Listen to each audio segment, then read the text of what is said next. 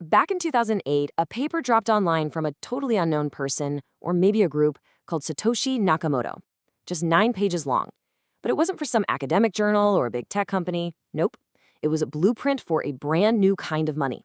So let's dive right into this document, the one that started it all, and figure out what it really says. And this quote, right from the introduction, is really the key to everything. The entire paper, all the technical stuff, it all comes back to this one powerful idea. What if we could replace trust in banks, trust in institutions, with pure, cold, hard, cryptographic proof? This sets the stage for a total rethink. It's not about tweaking the old system, it's about building something entirely new from the ground up. So before you can offer a solution, you gotta lay out the problem, right? And that's exactly what Satoshi did. Why back in 2008 did we even need a new way to pay for things online? Well, the paper argues that the whole way we did digital commerce was built on a pretty shaky foundation. The paper kicks things off with a really simple comparison. Think about physical cash. You hand someone a dollar bill and boom, that's it. The deal is done, it's direct, it's final.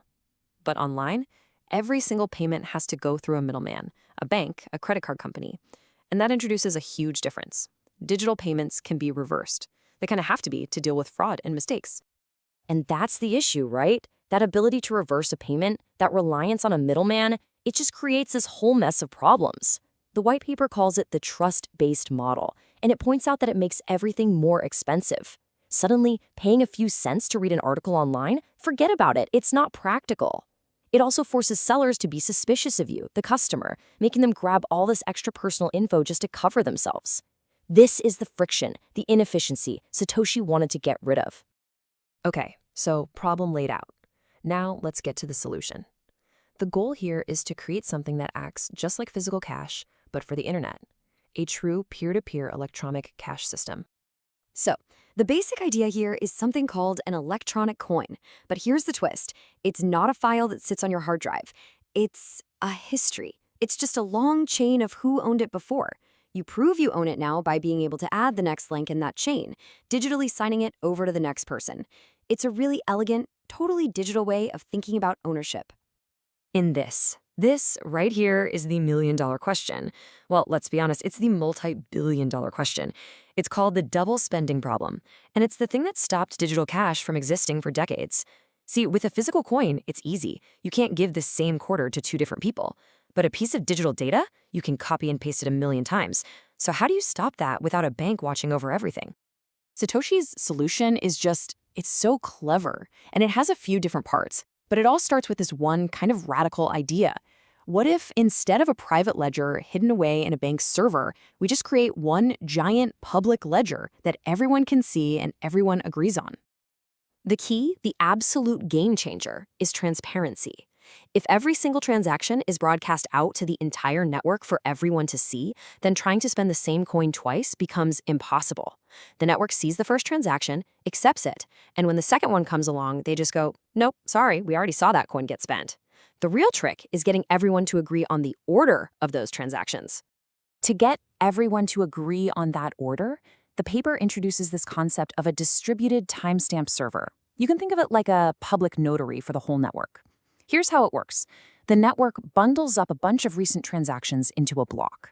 Then it creates a unique digital fingerprint of that block. That's called a hash. And here's the magic part. The next block that gets created has to include the hash, the fingerprint, of the block that just came before it. And when you do this over and over, you get it, right? A chain of blocks, a blockchain. Each new block is like another layer of digital cement, cryptographically sealing the one before it. If you wanted to go back and change an old transaction, you'd have to change that block's hash. But that hash is in the next block, so you'd have to change that one too, and the next, and the next. It becomes practically impossible really, really fast. Okay, so we have a chain. Awesome. But wait a minute. In a network with computers all over the world, how do we all agree on which chain is the real one? What's to stop me from just creating my own fake chain and saying, hey everyone, look, this one's the real one? This is where the famous proof of work comes in. The best way to think about it is like a competition. To earn the right to add the next block to the chain, you have to solve an incredibly difficult computational puzzle. It takes a ton of raw computing power, CPU power, to find the answer. But once you find it, it's super easy for everyone else to look at your answer and instantly verify that you did the work. And this quote from the paper just nails it. This is why proof of work is the perfect solution for a decentralized system. It's basically a voting system. But instead of one person, one vote, which can be faked online, it's one CPU, one vote. Your influence on the network is directly tied to the amount of real-world computing power you're willing to contribute. Okay, so if there are a couple of different versions of the chain floating around, which one is the real one? Simple. You just look for the longest one. Why? Because the longest chain is the one that has the most proof of work, the most computational effort poured into it. It is, by definition, the one that the majority of the network's power agrees on. To beat it, an attacker would need to have more computing power than everyone else, combined. All right, so let's put it all together. How does this thing actually run? Well, it's this constant cycle. First, new payments are just broadcast out to everyone. All the computers on the network, the nodes, they start collecting these into a potential block. Then the race is on. They all start churning, trying to find the solution to that proof of work puzzle. As soon as one node finds it, it shouts it out, broadcasting its finished block. The other nodes quickly check the work, and if it's all good, they add it to their copy of the chain. And then immediately they start working on the next block, building right on top of the one they just accepted. It just keeps going. Now, this all sounds amazing, but it also sounds like a ton of work. And it uses a crazy amount of electricity and computing hardware. So you have to ask the most obvious question. Why would anyone bother doing this? What's in it for them? And this is where the economic genius of the paper comes in.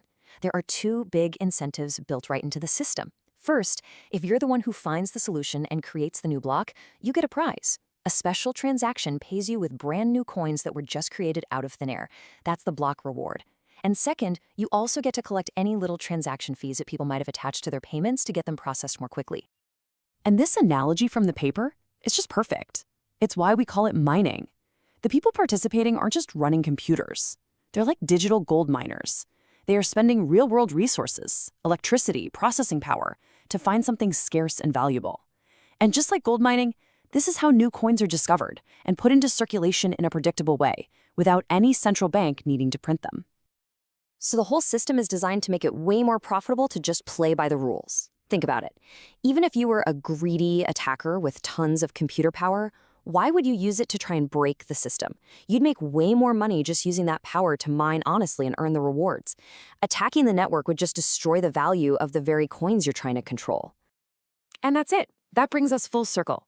You take the chain of signatures, the public ledger, the proof of work puzzle, and the built-in incentives, and you put them all together. What you get is a system that actually works, a system that achieves that original goal from page 1, a way for any two people to send money directly to each other, with no middleman required. So the white paper didn't just give us a piece of technology. It laid out a complete vision. It's a self-sustaining system driven by code and clever economics. But it also left us with this huge, profound question that, honestly, we're all still grappling with today. Is cryptographic proof just a new, better form of trust, or is it something else entirely, a complete replacement for it? That really is the legacy of these 9 pages.